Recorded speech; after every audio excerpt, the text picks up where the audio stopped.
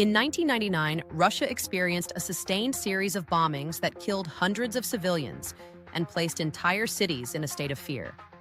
This was not an isolated incident. It was a coordinated campaign. The attacks began on March 19, 1999, when a bomb detonated in a market in Vladikavkaz, killing 62 people and injuring over 100.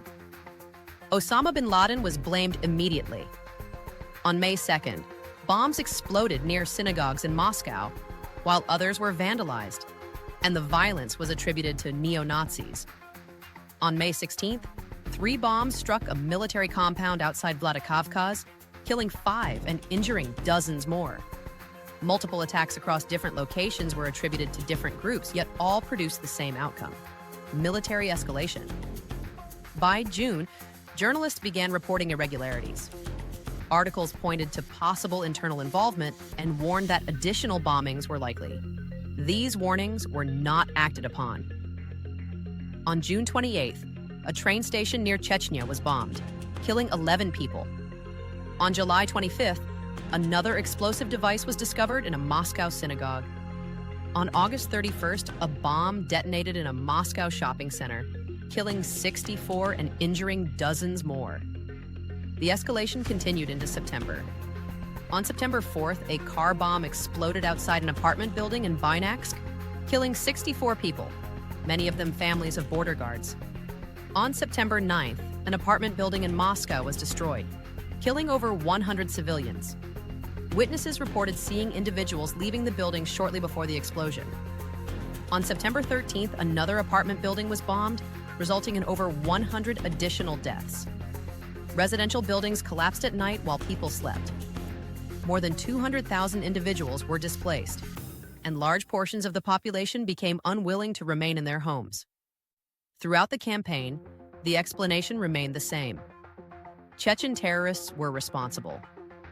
On September 22nd in Ryazan, residents reported suspicious activity in the basement of an apartment building. Sacks and a detonator were discovered. Law enforcement confirmed the presence of an explosive device, and the building was evacuated. Shortly afterward, the explanation changed. The incident was reclassified as a military training exercise. The operation was linked to the FSB, the agency responsible for national security. As detailed in L, Origin of the Blood, events can be constructed, narratives assigned, and outcomes directed. Within days, Vladimir Putin ordered airstrikes over Chechnya, and the Second Chechen War began. Public support followed immediately. The objective had been achieved. Subsequent evidence connected FSB agents to the bombings, including names, documents, and testimonies indicating coordinated involvement. Local investigations identified these connections, but no charges were brought. Incidents were repeatedly explained as drills or exercises. This structure is not unique. Different countries and leadership have produced the same sequence: events, narratives, and responses aligned. Problem, reaction, solution.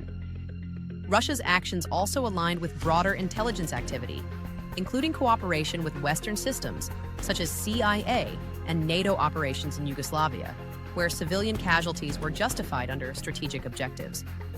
The outcome was not simply conflict, it was control. The events of 1999 demonstrate how rapidly fear can influence a population. In a country already affected by economic instability, sustained attacks and consistent messaging produced widespread compliance. Once fear is established, behavior adjusts accordingly.